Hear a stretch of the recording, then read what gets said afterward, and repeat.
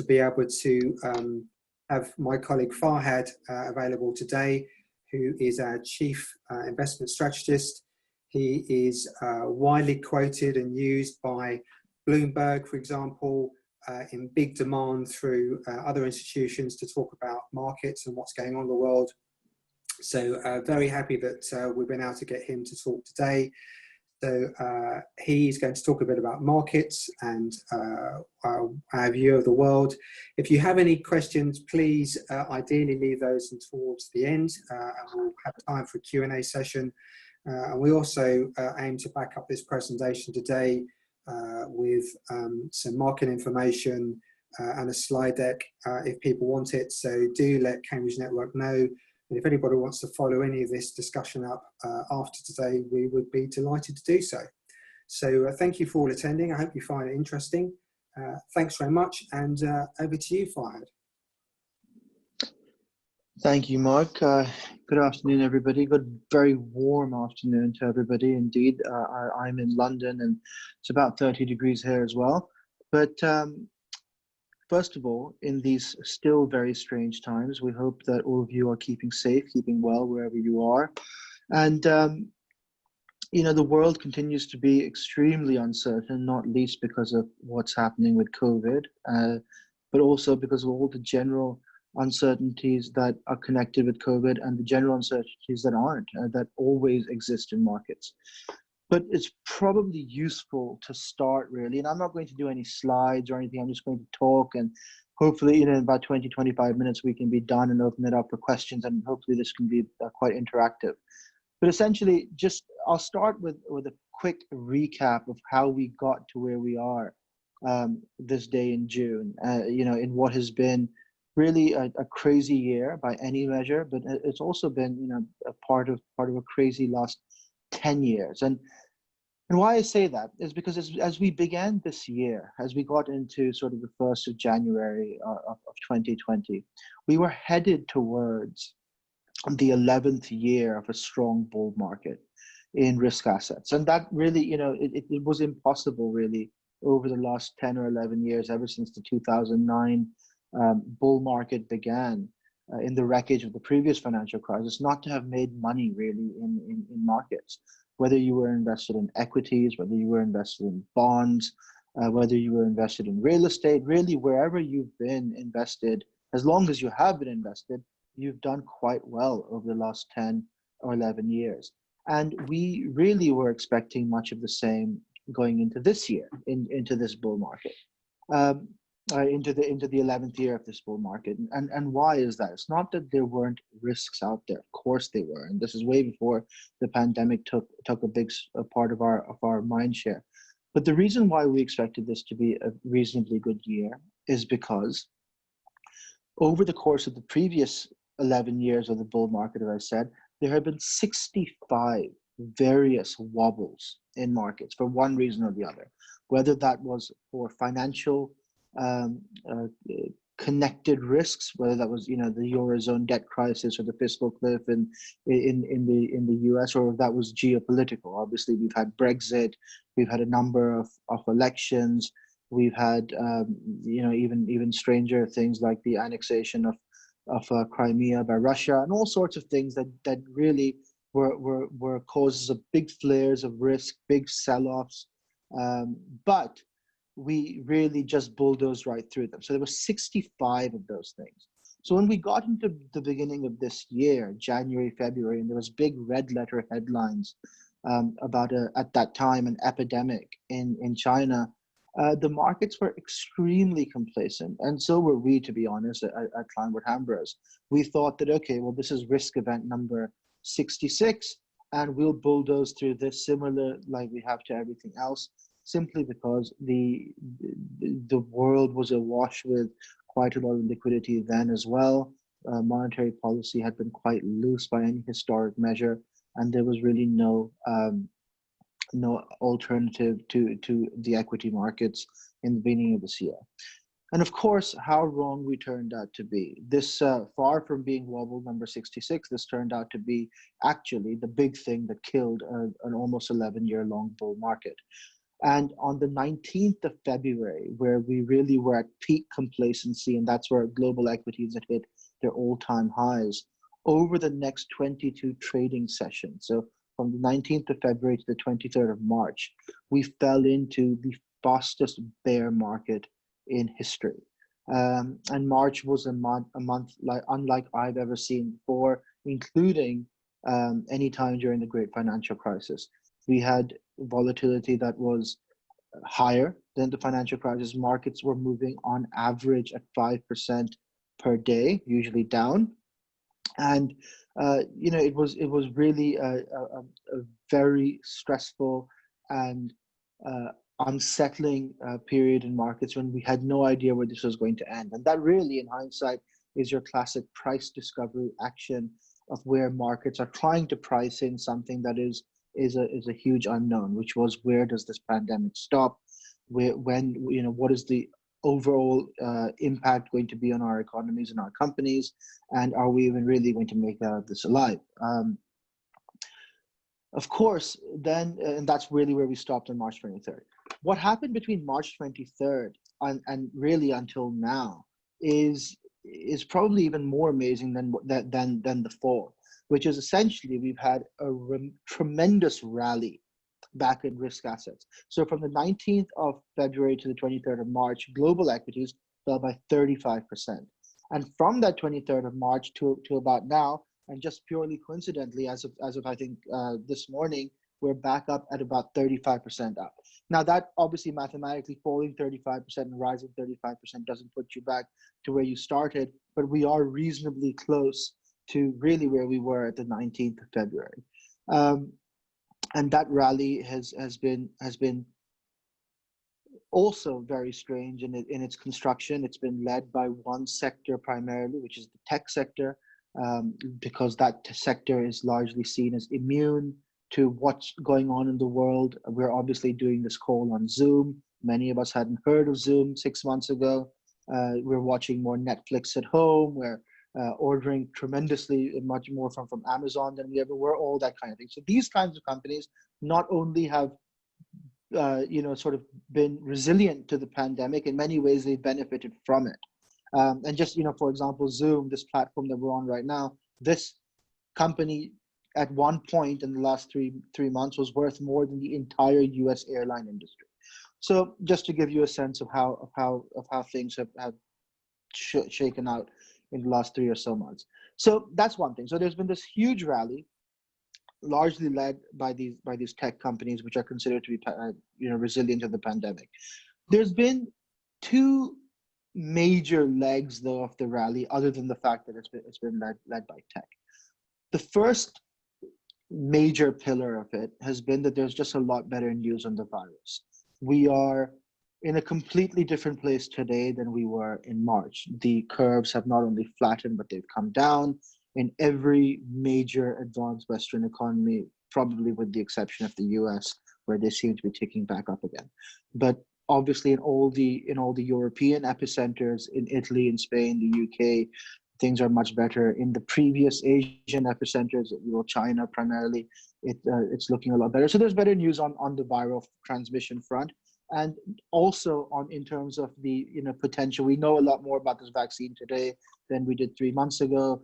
We have 3 or 4 potential vaccines that are in second stage or third stage trials. We've got therapeutics. Obviously, doctors have been tinkering and playing with the existing toolkit, and we've discovered there are a few things out there that already exist that can hopefully help people who are quite critically ill from dying, very honest, and bringing down the overall risk of death to people who are in critical condition. So anyway, there's all of that news, better placed on the virus than we were 3 months ago. The second big pillar that this huge rally has been led by is the unprecedented, enormous levels of monetary and fiscal spending that the policies of the government have enacted. It is mind-boggling how much money is being spent on all sorts of things, whether that's protecting 80% of people's paychecks in the UK, whether that is obviously buying all sorts of debt by the Federal Reserve in the US. I mean, name it. Every central bank in every government, in every major advanced economy has turned on the taps in a way that has never been seen before. And just to give you a sense of what that never seen before looks like, in the financial crisis in 2009, the US fiscal spending, a huge bill was enacted at the time, the biggest, of 800 billion US dollars were spent to help revive the economy. In the last 3 months alone, the US government has spent 3 trillion, likely to spend 4 trillion before the year is out, on fiscal spending, on protecting wages, jobs, etc., giving handouts to companies, what have you. So there you go. It's 4 trillion versus 800 billion. And that 800 billion that came in the last crisis came way after Lehman had already gone bankrupt. It came, sort of well entrenched into a deep recession, etc. This has happened very quickly. So it's been enormous and it's been very, very fast. And this, combined with the better news on the viral front, has helped propel markets, which has really been shocking, because I don't think anybody, any major commentator, any major investor would have expected this on the 23rd of March. So this has been huge. But of course, the big question remains, and always the big unknown, is where do we go from here? What happens next in the world? Is this rally for real? Are we in the middle of a new bull market that's going to last another 11 years? Should we all be piling into risk assets? Or is this your classic dead cat bounce, head fake, driven by unsophisticated small-time retail investors? It's all going to fall over in its face. Let me do the big reveal now, which is that I don't know. I can't tell the future. I don't have a crystal ball. But my job as a strategist kind of sits between 3 facets, which is, one of them is obviously being a pure investor. A second facet is being an economist, and the third facet is being a historian. And I try to draw on all 3 to help answer that question as best as I can. And this is really how we're looking at it. If you take that first pillar of optimism, the sort of better news in the viral front.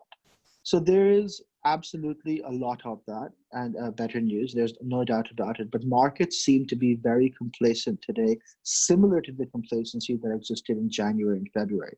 There seems to be a lot of pricing in of a best case exit from this paradigm that we're in of lockdowns, etc. But we're going to exit these lockdowns. Everything is going to gradually become normal, and there's going to be this V-shaped recovery in the world's economies, etc. And that is a very rosy prediction. Okay, and that basically, I think that where the basis of that prediction comes from is Wuhan.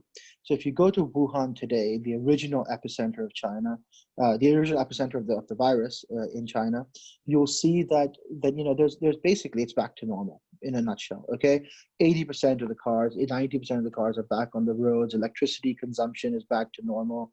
The migrant flows of workers is sort of back to normal. Offices are filled. You can even have a beer in a public environment and order it, and have it in a glass and sit next to somebody.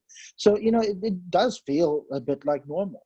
And that's really where markets seem to be pricing in what happens in London and New York and Madrid and Frankfurt and all the rest of it. That when we start to open up, we will get back to maybe not perfect normality, but we'll get to something close, and life will just carry on. There is nothing priced into markets, it appears, that shows any kind of downside risk. Now, if you look at Wuhan as being one potential outcome, and maybe even the likely outcome, but there's a whole range of other potential outcomes as well. Singapore, which was originally held up as this great exemplar of how to manage a crisis, discovered there was huge amounts of dormitories filled with South Asian migrants where the virus was running rampant. They had to backtrack quite aggressively. Seoul, once again, opened their nightclubs, then reshut their nightclubs. You can't have a beer at night in Seoul anymore, but you could a few weeks ago. So they had to backtrack. More recently in the news, you have seen, obviously, Beijing discovered a huge cluster of cases. There's a meat packing plant in Germany, which has suddenly been discovered, et cetera, et cetera. And the point is, and of course, and obviously I forget the big one, which is what's happening in America. where the virus has not ever really, it flattened for a while, but it seems to be going back up, led by Florida, Texas, Arizona, etc. So all Republican-leaning states, may I add, which also does have a factor to play, given the fact that there's been a lot of policy confusion as to how to exit this crisis in some of those states. So the market seems to be pricing in a perfect exit, but there's obviously a possibility for much less than perfect, especially trying to attempt something so insanely complex. You're talking about a triple corkscrew sort of jump, and the gymnast is trying to land a perfect 10, and markets are already pricing in a perfect 10, but we haven't even started the routine yet. That's one, right? And then in terms of obviously the vaccine, now, if you recall that 3 months ago, most scientific, and now we've all obviously become experts in epidemiology, but real epidemiologists would have all said that we're not going to have a vaccine for this until at least 18 months. They said that in the most aggressive, best case scenario, it'll be 18 months. So that's obviously come down a bit because enormous resources have been thrown at trying to find a vaccine. There's obviously the prize is enormous, but even now it appears that we're still at best, first quarter of 2021, where we'll have a vaccine if we do. And if you think about the enormous amount of resources that have been thrown into vaccine trials previously, HIV, malaria, tuberculosis, decades and decades and decades, and we have nothing. So there's absolutely no guarantee. Now, that's an important point, because until we don't get a vaccine, and like I said, who knows when that can be? That could be, 8 months from now, it could be 8 years from now, it could be never. We are not going to go back to normal. There is no return to normality. There's going to be social prudence that is here to stay. As much as the pubs are open, you can't just walk into one anymore, right? You've got to pre-book it online. You're going to be more reluctant to fly. There's going to be, people taking your temperatures before you walk into an office. There's just, there's the middle rows on airplanes might be left empty. The point is that there's going to be a degree of social prudence that stays here, and that's likely going to last, and that is basically quite depressive to the consumption function, which is a critical element of all Western capitalism, of all advanced economy capitalism. It's a service-based consumptive economy, and we don't, we're not going to return to the old paradigms that we had until there's a vaccine. And as I said, who knows when that could be? But it's at least into next year, if not longer.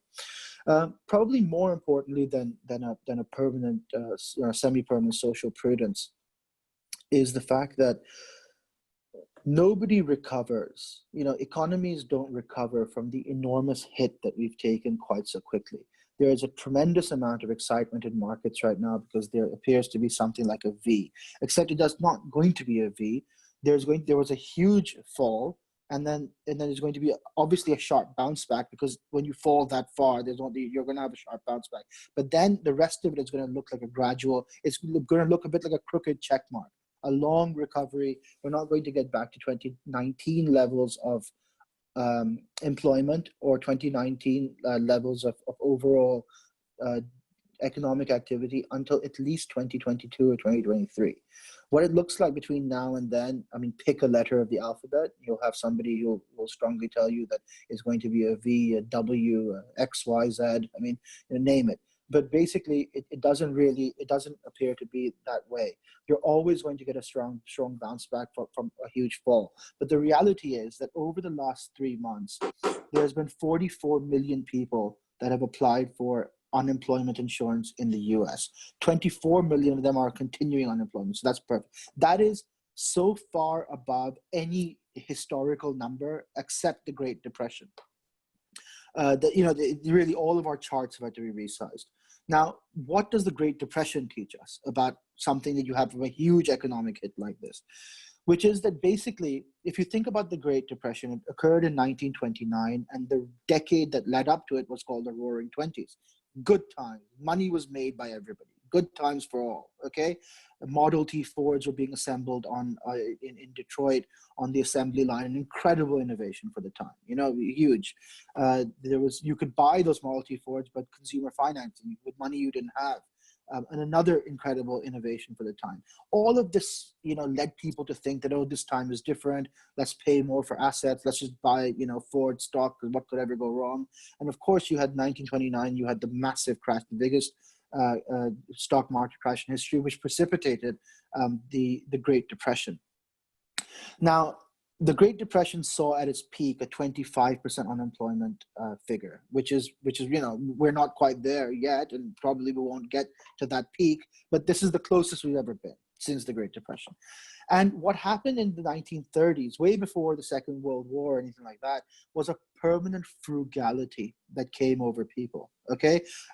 Even the 75% of people that kept their jobs were very reluctant to spend, very reluctant to consume. It was the total antithesis of what had happened in the 1920s. And basically the savings rate went up because people were very worried about the future. And a lot of that is likely to be the case right now. I mean, we're in the UK, we're looking at an unemployment rate that's probably going to hit around 10%. I mean, that's the highest it'll have been in the UK since the Great Depression as well. The US is 15, 16%, depending on what numbers that you look at. So these are huge. A lot of these people are not going to get back to work anytime soon, simply because the jobs are going to be gone or will have moved or what have you. Companies are going to be downsizing. There's going to be less spending. So this permanent frugality that's going to descend on everybody, combined with the already existing social prudence, basically has a huge downward pressure on consumption, which is, as I said, a tremendous and a huge pillar of Western economies. We're huge service-based consumptive economies. If we're not going out and spending money at the pub, that affects everybody's income. So that's sort of where how we see that first pillar of the rally so far, which is just that there's going to be the virus, even until we have a vaccine. And even if it's not in huge lockdown modes or anything like that, it's just going to have quite a depressive impact on our consumption and our future growth rate. So you'll see a quick bounce back in Q3, not bounce back, but a bounce from where we are at the lows, but then a slow meandering recovery at best until 2022. And hopefully not, that'll be the case. But you could also see another downturn, a W, if you like, should there be a tail risk event that happens or another lockdown that has to come, or a mutation in the virus, or a big failure with vaccines, or what have you. So there's all litany of reasons of why things could go wrong further still. So that's one thing, right? The second part is this huge government stimulus that's happened fiscally as well as monetarily. So I'll do the monetary side first, because I think that's easier. But obviously you've had global rates, wherever they were in the world, have all converged down to zero for advanced economies. So Japan, the European Central Bank, Bank of Canada, Bank of England, the Federal Reserve have all brought their rates all the way down, and if not outright into negative territory. Fine. That's been one thing. Two, much bigger, they are buying everything. Okay, central banks are buying assets in the open public markets to a degree that they've never done before. Where 3 or 4 months ago, if you had told me that the Federal Reserve was going to start buying high yield debt, basically debt of speculative companies in the US, I wouldn't have believed you. The Bank of Japan has gone all the way to buy direct equities from the market. Basically, the governments are just buying everything because they don't want the financial markets to seize up. Meaning that if you have an asset and you want to sell it, they want there to be a buyer for that, and therefore they're flooding the markets with money and doing a huge amount of buying themselves, not just of government bonds, but of assets, of all kinds of assets. So that's on the monetary side, right? And that's having a huge impact. Two is the fiscal spending. As I said already, in the US, the scale of the fiscal spending is enormous. The scale of the spending in the UK is even bigger.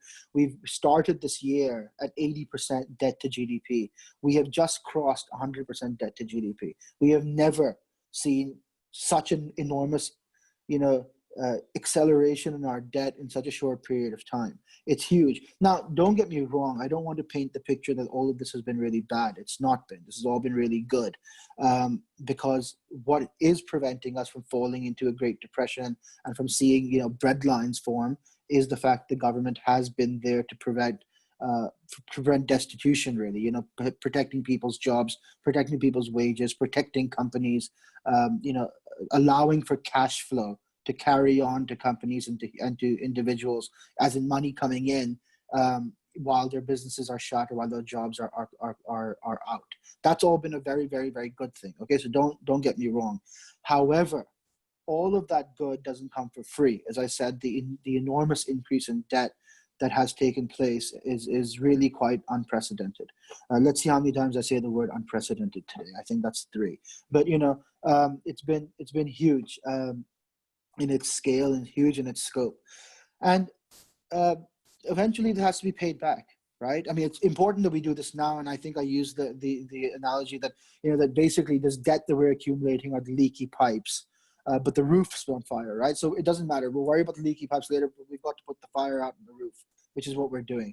But eventually, the leaky pipes are also going to come back to haunt, and you don't want them to burst through the walls either, because then you're going to have a huge problem as well. So that's been good. Now, how are we going to pay for all this increased debt? Basically, there's been really 2 ways. We're not going to default on the debt, so that's out. The 2 remaining ways are that we basically increase taxes, which I think is almost a certainty, particularly in an environment that's very populist. The good news for those who are based in the UK on this call is that the scope for increased taxes in the UK is already quite limited, because we're already relatively highly taxed. But in a country like America, where the federal tax intake is 17% versus 35% for us, the scope for increased taxes in the US is huge. Now, that also matters given the fact that the US is quite, it's such a huge engine of consumption.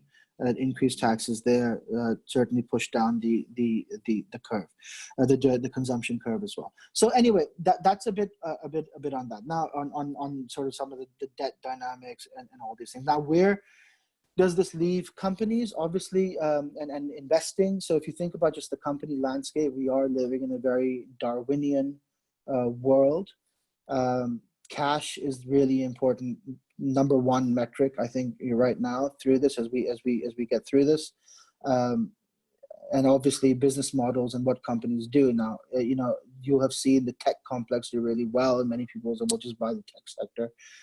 It's not that simple. The companies that are doing really well, whose business models are quite resilient, are quite expensive. So the Apples and the Netflixes and the Amazons of the world aren't cheap. I mean, the story is well known, and that's in the price.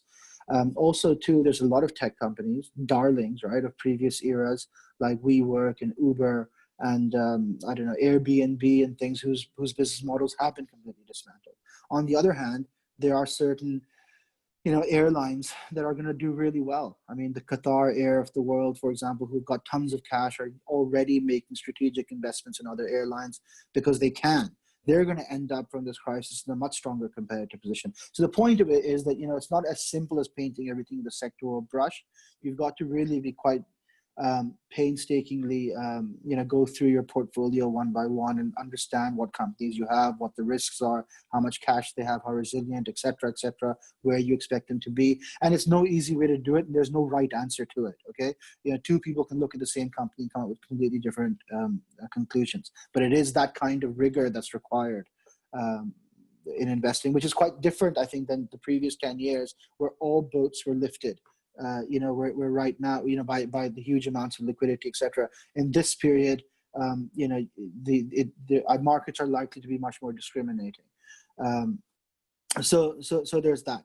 Now, how are we investing and what are we doing? So everything I've told you so far in this talk might be absolute nonsense in the next 3 months.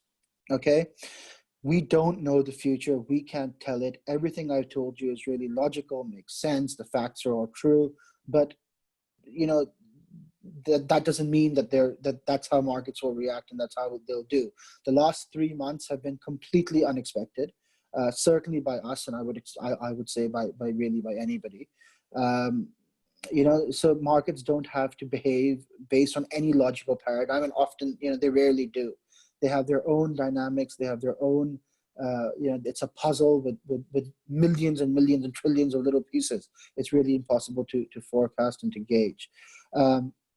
However, there are four things that we look at in our investment process that are perennially true, and at least help you assess the balance of probabilities in a non-emotional, non-biased way. Okay, because like I said, everything that I've said to you might make sense to me, but I'm full of biases, and I have emotional reactions and all the rest of it. So there's a process to help separate that human failing, if you like.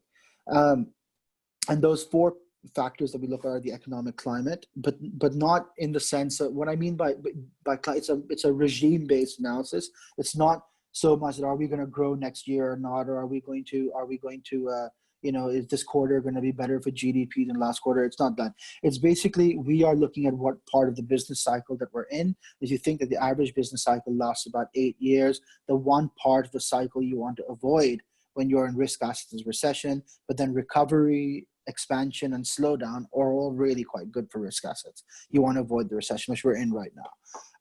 The second part of our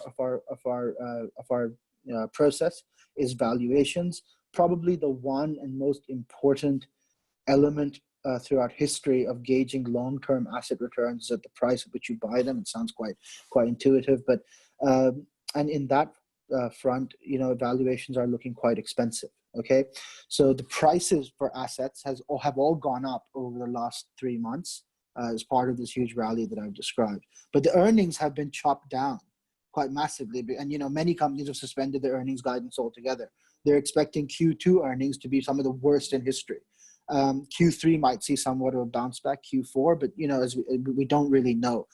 As of right now, the prices have gone up and the earnings have come down, leading to a higher valuation, which is another sign of caution. Now, just if you take a sense of that, the U.S. equity market, which is the world's largest market, 60% of global equities, is trading at about 22 times its forward earnings right now. Its long-term average is about 17. So it's quite expensive. Now, if you look at that within the US, what's really led this huge rally has been the overall tech complex. The tech complex is trading at 26 times earnings. And if you think, all right, in the tech complex, the real serious winners, the FANG M, as they're called, the Facebook, Apple, Amazon, Netflix, Google, and Microsoft, they are trading well above 30. So while they are incredible companies with really amazing business models that have been game changers and changed the world, they're not cheap, right? And their story is well known. Let me say, and you're paying for that earning stream, and almost I would say that you might potentially be paying too much for that earning stream at this stage. So that's where we are. The valuation picture is quite expensive. However, valuation is not such an easy task. Okay, on that metric that I've described, valuation seems quite expensive versus its own history. But of course, valuation can be done in many ways. Now, compare equities as a whole to any other asset class. Compare it to cash or to bonds. Your competing potential places to park money. They are much more expensive still. So compared to bonds, for example, equities seem really cheap. So once again, it's a nuanced answer, but nonetheless, at current valuations, there's a degree of caution. The third thing that we look at, critical important, is momentum. As I said, all this logic that I've told you can be thrown out of the window because markets can do whatever they want, right? And we've seen that over the last 3 months, where the logic hasn't really applied. We've seen economic devastation and huge amounts of uncertainty, but markets have kept going up, which is why we're very cognizant about what the trend is. Trends can be formed for any reason, and they can be self-fulfilling. So as of right now, we see obviously a big uptrend, but on the 10-month moving average that we look at it, that we like, which is a long-term momentum trend, it's very slow moving, we're still just about between negative and positive, nibbling at the edge. Should we burst into positive territory and sustain that, that would be a signal for us to add risk. But as of right now, we're still nibbling on the edge. We're not there. And then sentiment is our fourth pillar. We look at sentiment as a contrarian indicator. So when the markets are very ebullient, we want to be very fearful, and when markets are, very, very fearful, we want to be more risk taking. Right now, lots of metrics depending on what you look at, but markets are neither here nor there. But if you look at our 4 pillars, 3 of them, economic regime, the valuations, and momentum, all 3 of them are giving us a cause to be cautious, and sentiment is neither here nor there. So as a result of that, we're quite cautious in our portfolios right now by our own history. What that means, what that looks like is for an average balanced client, we've got about 40% in equities tilted towards the US, but that 40% is rather underweight, where 50 is neutral, and we were at 60 last year. So we've really dialed down our risk. The other 40% of our portfolio is fixed income. That goes everywhere from pure government bonds to to things further down the risk curve, investment grade, then high yield, and then EM, and then 20% of our portfolio is gold and hedge funds. But those hedge funds are very low volatility, also meant to be a counterweight to our equity risk. So long story short, we remain cautious. When the guides, when the signposts, when our pillars change, so if we tip into positive momentum, if earnings catch up miraculously with prices and the valuations come down, or if the economic regime, which may happen next month, it may happen very soon, tips back into recovery mode, we will be ready to buy in to the rally and think that the balance of probabilities is shifted towards risk. We're not quite there yet, which is why we remain cautious. But we're watching just like everybody else. And with that, I'll pause. I'll stop. I'll open it up to any questions, comments, challenges, critiques. We're always happy to hear them. Thank you, Fahad. That was a whistle stop to an amazing amount of detail in there. We have got a question from Andrew Page. If the future outlook is so bleak, why have we seen a number of equities in the US, Apple, Amazon, Zoom, Facebook, Snap, etc., reach all-time highs? Is this a feature of so much liquidity in the market with low to zero interest rates on government and prime corporate debt? Yeah, well, it's partly liquidity. There's no doubt about it. It's partly a huge amount of really superior businesses, right? I mean, these businesses are really resilient to whatever happens. Obviously, as I mentioned, we're doing this on Zoom. We're watching more Netflix. We're using more Amazon. We're doing all of that. Where Microsoft seems totally resilient to this. So does Apple. I mean, these are great businesses with incredible products, and they're sprawling and they're huge, and people are willing to buy them because they seem to be really resilient, right? So there's that. So that's why they are at all-time highs. And as I said, some of them have actually benefited from the pandemic. So we are actually doing more of Amazon and Netflix because of the pandemic. So that makes sense. But yes, the other part of the rally is surely based on, as you've alluded to, is the Tina effect. There is no alternative. Given that the attractiveness of any competing asset class has become so unattractive by Fed action, by government bonds are basically going to lose you money if you buy them today and hold them to maturity after you take into account inflation, right? So that's going to be like cash. Similarly is well below, the rate is well below the rate of inflation. So eventually you really end up circling back to the equity market. And then when you're in equities, you say, well, I really don't want to buy airlines because I don't know what's happening with them, for a while. And you end up circling around tech.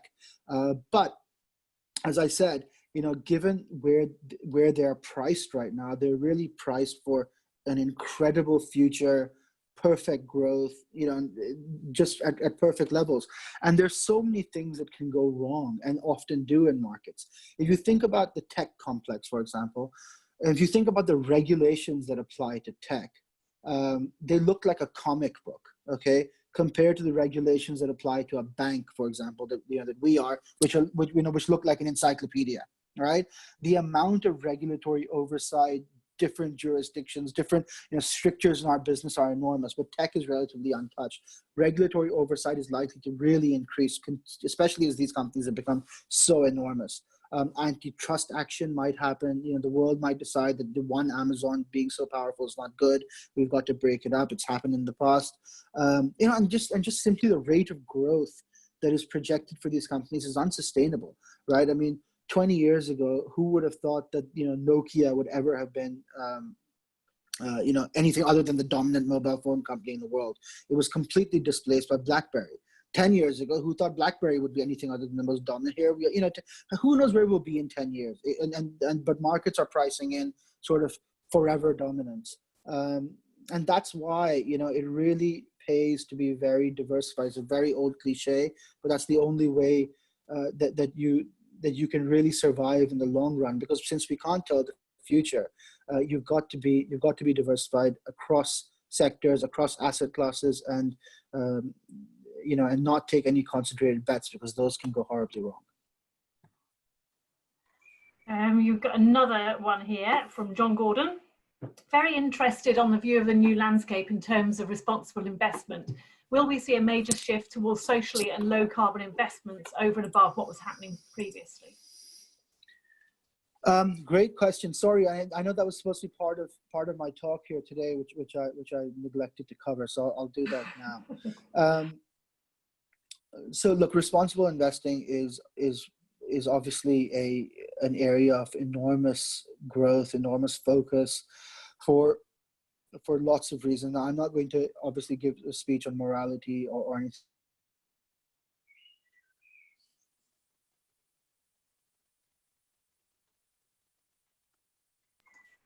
Has Kamal frozen for those clients that are interested in it? It were 5 years ago. Not sorry. Can you? Am I back? We've got you now. You are back. I'm not sure what happened there. Carry on. Sorry. Okay.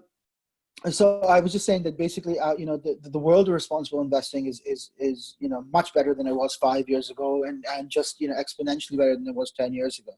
It's a really exciting place to be, particularly in a world where social conscious clearly has been awakening and has really exploded this year.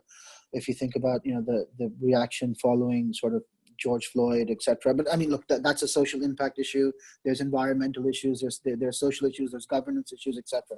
Now, I'll just so like I said, I don't want to talk about morality or what one should do or what one shouldn't do. That's not my place. But what is important to note is that if you took a global equity basket, a regular normal global equities, including all of the the companies that wouldn't have scored so well, versus a responsible basket of equities, starting in 2008 when the MSCI's first responsible investing SRI platform was introduced.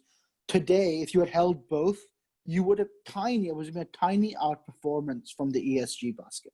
Okay, so actually there is no trade-off. If you think about just in pure pounds and pence, you could have had the better companies which are treating their employees better and hire more minorities and employ more women and don't damage the environment as much, etc., and done better than you would have done had you included all the other companies. So that's obviously a good thing, and it's a direction that the industry is heading to. Now, how those companies are classified remains a woolly area. What constitutes as good morals to somebody buying a company that produces alcohol is wrong versus somebody else thinks it's fine.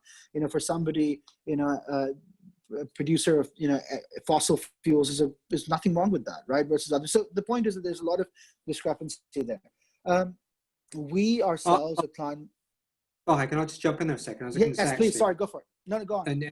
And interesting, if you look at, for instance, the MSCI World Index since December 14 against MSCI World ESG leaders, the performance figures have been 51.64 for the ESG and 51.11 for MSCI World Index. So you haven't lost any performance on the basis of adopting some ESG or ethical standpoints. And I know that was a very good question from John. We've actually got a lot of material to back up some of these stats, and I'd be very happy to send you a presentation which talks a bit wider about the group, what we do. SocGen, our parent company, is a big leader in this space. We're a founding signatory of the UN Principles of Responsible Banking, etc. I won't turn this into a sales pitch because that's not what this is about, but if you want to see some of that data, post this. We've got a lot of stuff that is interesting. And if you want to have that available, we'll load it onto our site at Cambridge Network, or we can send it to you independently, however you want to see it. And that's open to everybody on the call today. Sorry, Fahad. No, sorry, Mark.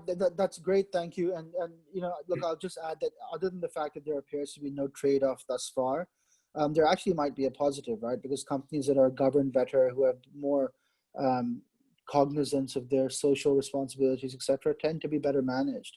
Look, just for what it's worth, to add on to a little tiny bit of sales pitch from Mark, not that I mean to do this, but from our head office, we have already been sort of mandated to not include in any portfolios, responsible or otherwise, anything from, and I just pulled it up on my computer, but adult entertainment, gambling, controversial weapons, tobacco, or thermal coal. I have no doubt that that list will be added to as time goes on. The problem is, of course, that all the solutions in the world aren't available in an ethical way. And what I mean to say is that most of our portfolio can be constructed with ethical mandates, and as you can see in equities, we'll be able to do that. But for example, that 20% of our portfolio that I said that's in gold and in hedge funds, that there is no responsible gold, right? And it's a commodity that's mined from the ground, not particularly environmentally friendly. And then on hedge funds, that just doesn't really exist. So the world, as far as responsible, is still limited, but obviously getting better. And one that we and I'm sure many of our peers and colleagues and competitors will embrace more and more as time goes on. In 10 years, I wouldn't be surprised if we have nothing but responsible portfolios.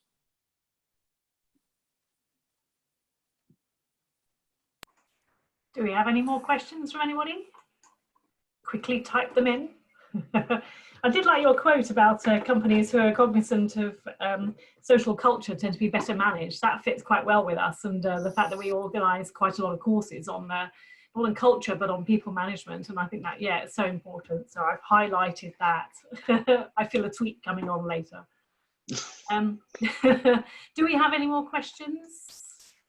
Perfectly. Oh yeah, one new message from Claire. Claire, what does that say? Any guesses on housing or commercial property? Oh.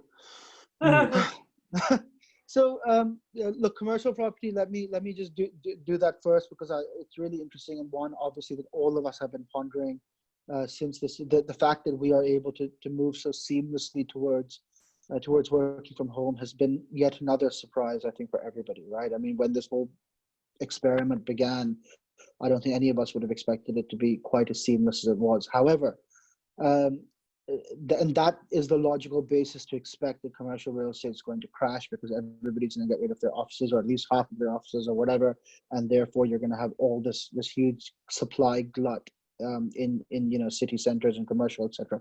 Now, that makes perfect logical sense, but as we often know, markets don't have to follow any logic. I was listening to a presentation by a guy from Brookfield yesterday, Brookfield is a enormous multi-global commercial property owner, trillions of global. It's a very, very big firm. Anyway, their CEO was saying that from what he sees, that actually, contrary to popular expectations, the demand for commercial real estate has actually stayed the same or gone up for office space. And why is that? He said that because if you think about it, if you believe that social distancing is here to stay, every employee needs twice as much space in their office than they used to, right? So even if you're going to have half your staff come in every day or on some rotating basis, fine, 50% less space, but they're all going to need twice as much room. So therefore, you're basically back to where you were. And then the other point is that all of this has worked so well because we all know each other. I know Sam, I know Mark, we're all able to call each other and basically build on these relationships and networks that we've had for years. Now, if all of a sudden, if I get hit by a bus tomorrow and there's a new strategist in place who Mark and Sam don't know as well, and they've never met him or her, and they have to communicate with that person via, Skype or whatever only, suddenly like those networks that you've relied on that have made this process so seamless suddenly have to be rebuilt and all of that. So long-winded answer, I apologize, to the fact that I understand the logic of why people are expecting commercial real estate to go down. But as I said, often markets and the world evolves in a way that didn't appear logical to begin with. So, the jury's out. Well, Claire's responded to that by saying, Cambridge, we're thinking even if companies here now take less space, then we will just have twice as many companies moving in as well. No, there's that too. I have another question from Andrew Page. I agree with your assessment that the market is way overvalued. What do you think could be the catalyst for a significant correction? But I think you can probably verbalise it better than me, Fahad. Sorry, Mark, I didn't catch that. What was that? I've typed a quick response to that, but you can probably verbalise that better than I have in a quick response. No, go on. You do it. So my thought process will basically a significant second wave of the virus in the developed countries, or slower or no vaccine within the time frame that we all think one's going to become available. I think they're probably the big two game changers that will see us a big leg down in asset prices from where we are. Yeah, because I think that markets have already kind of priced that those things are going to happen. And so they're pricing in that those things are basically coming, and if they don't come, you might see that, or it could be something totally different. That we don't know, we can't tell the future. We don't know, and as I said, sometimes markets can start to sell off, and then that trend can become self-fulfilling, and you can just go down for no, discernible catalyst that you can tell. The best real gauge for that really is where your starting valuations are, which are quite high. The world, we might just realize that especially if some of these taps get turned off fiscally, that 80% backstop goes away. Companies aren't able to get financing so quickly to keep the lights on or shut down. There's also, name it. There's all sorts of downside risk here, which is one of the reasons why we remain cautious. Now, it's been very painful for us to have remained cautious while markets have rallied by 40% in the last 3 months. Don't get me wrong; it's kept me up for 4 months, but we'll still think that our position is sound. Our process is really meant for the long term. If this is really a new bull market, and bull markets last on average between 6 and 7 years, and they last on average about 350% from the downside, from the bottom to the top, we've missed the first 40%, not ideal, but hopefully we'll catch the remaining 300%. But we'll hopefully, and more importantly than that, the reason why we're remaining cautious is in the event that one of those downside risks do materialize, for which we want to be very cognizant of. I have one more question, completely different. This is from our CEO, John Gord. Bitcoin price, can't say it, Bitcoin price has risen by about 65% since mid-March. Is this a badge of credibility for it? Is a safe haven or credible investment? Does your face say it all? No, look, okay. Now, Bitcoin is, I think that the underlying technology of Bitcoin is amazing, right? So I think that the blockchain, the open ledger, all of that stuff has genuine potential to change the way that we live, and it's already changing the way that we live. So all of that is amazing. But Bitcoin is just one currency.